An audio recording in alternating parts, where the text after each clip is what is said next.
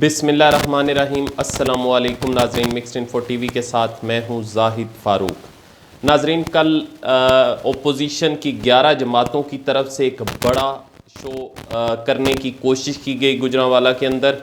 यकीनन इतनी जमातें जब मिलकर एक प्रोग्राम कंडक्ट करवाएंगी तो वो यकीनन बड़ा होना चाहिए और होगा भी, लेकिन उसमें सबसे अहम बात मियां नवाज शरीफ का अपनी ही यानी सियासत के ऊपर एक खुदकश हमला था, जिसको किसी सूरत भी ये कहना कि ये बुलाया जा सकेगा ये बिल्कुल भी मुमकिन नहीं है। उन्होंने जो ज़बान इस्तेमाल की और वो खुल के आखिरी जो पत्ता इस्तेमाल करना चाहते थे उन्होंने इस्तेमाल कर दिया। वो स्क्रिप्ट तो वही था जो कि पहले अल्ताफ़ हुसैन को थमाया गया था, लेकिन अब किरदार बदल गए लेकिन स्क्रिप्ट ना बदला।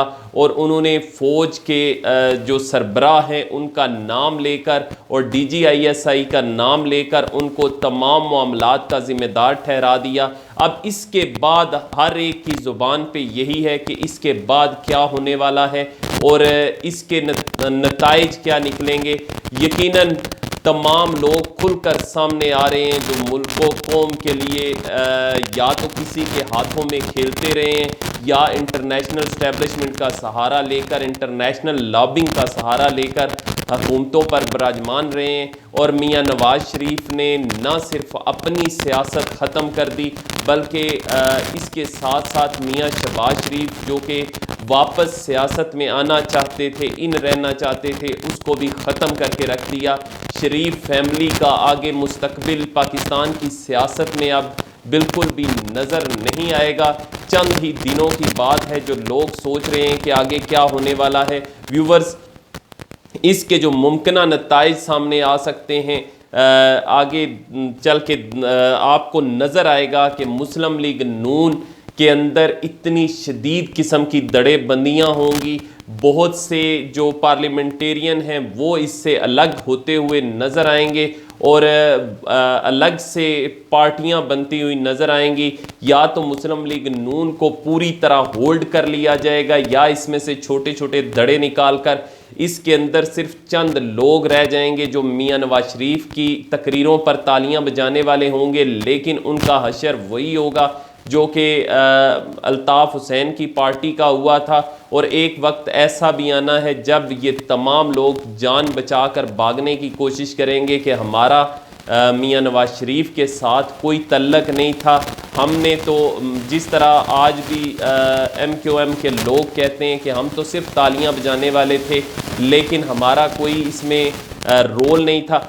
व्यूवर्स, एक और चीज़ जो अजीब देखने को मिल रही है कि 11 पार्टीज़ का मिलकर एक इत्तेहाद बनाना और वो पार्टियां जो कि माजी में एक दूसरे के ऊपर इल्ज़ामात की बौछार करती रहीं, एक दूसरे के ऊपर केसेस बनाए, एक दूसरे को करप्ट डिक्लेयर करते रहे, एक दूसरे को सड़कों पर घसीटने की बात करते रहे। और वो खातून जिसने इलेक्शन के दौरान ये नारा लगाया था कि नवाज़ इमरान जरदारी बाई बाई हैं, यानी इमरान को जो वोट देंगे वो जरदारी को जाएगा और जरदारी का वोट इमरान को जाएगा, आज वही एक स्टेज पर खड़े होकर किस मुंह से बात कर रहे थे। हकीकत में ये जलसा नहीं था बल्कि पाकिस्तान के अंदर सियासत का जनाजा था, इखलाकियात का जनाजा था कि पाकिस्तानी सियासत में जो इखलाकियात का जनाजा निकाला गया वो ये सारा जो आपने मंजर देखा ये हकीकत में वही जनाजा था जिसके ऊपर ये सब लोग खड़े थे। और दिल ही दिल में यकीनन ये मुस्कुरा रहे होंगे कि ये जो सामने जितने भी लोग हैं किस किस्म की आवाम है। इनके सामने कल हम झूठ बोल के एक दूसरे के पोल खोल के इनको इकट्ठा करते थे, आज हम सब इकट्ठे होके इनको फिर भी सामने बैठाया हुआ है। व्यूवर्स, पाकिस्तानी अवाम को भी ये सोचना होगा क्योंकि ये पाकिस्तान अब एक मरहल आप समझ लें कि ऐसे मोड़ पर आ चुका है कि अब फैसला करना होगा कि कौन सी कुव्वतें पाकिस्तान के मफाद में हैं और कौन सी कुव्वतें जो हैं वो पाकिस्तान को हमेशा से यरगमाल किए रखती हैं। वो इंटरनेशनल जो इस्टेब्लिशमेंट है दुनिया के अपने अपने मोहरे रखे हुए हैं यहाँ पे इक़्तिदार में लाने के लिए। जब भी ये फंसते हैं तो कभी एक मुल्क की तरफ से सिफारिश आती है उसको बचाने की, कभी दूसरे मुल्क की तरफ से सिफारिश आती है और वो अपने उन मोरों को बचा के ले जाते हैं ताकि बवक्ते ज़रूरत उनको फिर इस्तेमाल किया जाए। लेकिन पाकिस्तान को अब फैसला करना होगा, पाकिस्तान के अदारों को फैसला करना होगा, हुकूमत को फैसला करना होगा कि कब तक इनके केसेस लटकाए रखने हैं। वज़ीर आज़म इमरान ख़ान की जो स्पीच थी आज की, वो भी यही इसी तरफ इशारा कर रही थी।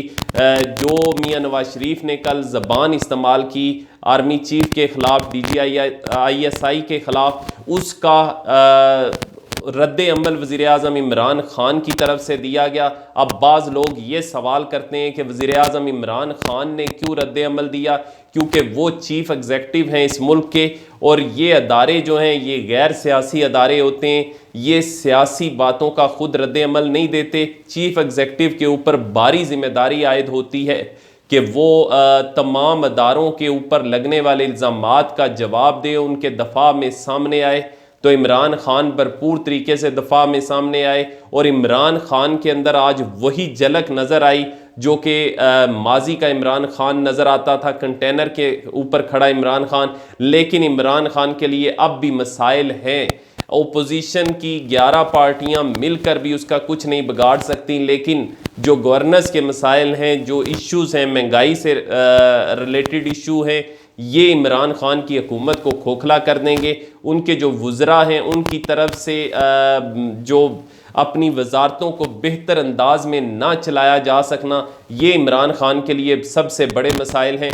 लेकिन देखिए कि ये कैसी यानी तहरीक, आप देख के हैरान होंगे कि ये दुनिया की वाहिद तहरीक है कि एक तरफ वो तमाम लोग जो कि अदालतों की तरफ से जिन पर केसेस साबित हो चुके हैं और अदालतों की तरफ से उनको ये करार दिया गया है कि ये करप्ट लोग हैं, करप्ट माफिया हैं, आसफ जरदारी हो या मियां नवाज शरीफ, उनका ख़ानदान पूरा, और दूसरी तरफ वो वज़ीर आज़म है जिसके ऊपर आज तक ये कोई भी करप्शन के चार्जेस नहीं लगा सके। वो लोग जो करप्ट माफिया है वो सारे जुलूस निकाल रहे हैं, इज्तिमा कर रहे हैं, वो तहरीक चला रहे हैं। किसके ख़िलाफ़ तहरीक चला रहे हैं? उस वज़ीर आज़म के ख़िलाफ़ जो कि जिसके ऊपर कोई करप्शन के चार्जेस नहीं। ये तो यकीनन एक आलमी रिकॉर्ड है जो कि गिनीज बुक में लिखा जाना चाहिए कि पाकिस्तान के अंदर ऐसा भी होता है कि करप्ट लोग मिलकर एक ऐसे शख्स के ख़िलाफ़ तहरीक चलाएं जिसके ऊपर वो एक भी करप्शन का इल्ज़ाम आयद ना कर सकें। दूसरी तरफ अगर देखें तो लंदन के अंदर बैठा हुआ एक मफरूर शख्स हमारे अदारों को ललकार रहा है और उस तरीके से ललकार रहा है जिस तरीके से अल्ताफ़ सैन ललकारा करता था, और वो भी मफरूर है और अदालत से की तरफ से उसको भी सज़ा याफ्ता और इश्तहारी करार दिया गया। वो बैठ के स्पीचेस कर रहा है और सामने बैठे हुए लोग तालियां बजा रहे हैं और वो लोग, और दूसरी तरफ मैं जैसे पहले बता चुका कि ये भी एक रिकॉर्ड है कि एक दूसरे को गालियां देने वाले, एक दूसरे के खिलाफ केसेस बनाने वाले लोग एक ही प्लेटफॉर्म पे सारे इकट्ठे, खुद को कुछ लिबरल कहते हैं और कुछ इस्लामिक कहते हैं, कुछ लेफ्टर हैं और कुछ राइट विंग के हैं, ये सब एक स्टेज पे इकट्ठे हो गए। यकीनन कुछ तो ऐसी बात है कि जो इन सब को एक स्टेज पे इकट्ठे ले आई। और वो इमरान ख़ान की अगर हम बात करें तो इमरान ख़ान की तरफ से कहा गया था कि जब इनके ऊपर हाथ डाला जाएगा तो ये सब लोग इकट्ठे हो जाएंगे। तो ये क्रेडिट भी ओपोजिशन को इमरान ख़ान को ही देना चाहिए कि उन्होंने सबको एक प्लेटफॉर्म पे इकट्ठा कर दिया। व्यूवर्स, इंशाल्लाह मैं कोशिश करूँगा आने वाली डेवलपमेंट्स के बारे में आपको ज़रूर आगाह करूँ। आज से फिर मैंने अपनी तमाम जो न्यूज़ हैं आप तक पहुँचाने का सिलसिला शुरू किया है, तो मेरी ख्वाहिश होगी कि ये सिलसिला आगे जारी रहे। अब तक के लिए इतना ही, मुझे इजाज़त दीजिए। जिन दोस्तों ने अभी तक हमारा channel mixed info TV subscribe नहीं किया, सब्सक्राइब करें, बेल का आइकन ज़रूर दबाएं। अल्लाह हाफिज़।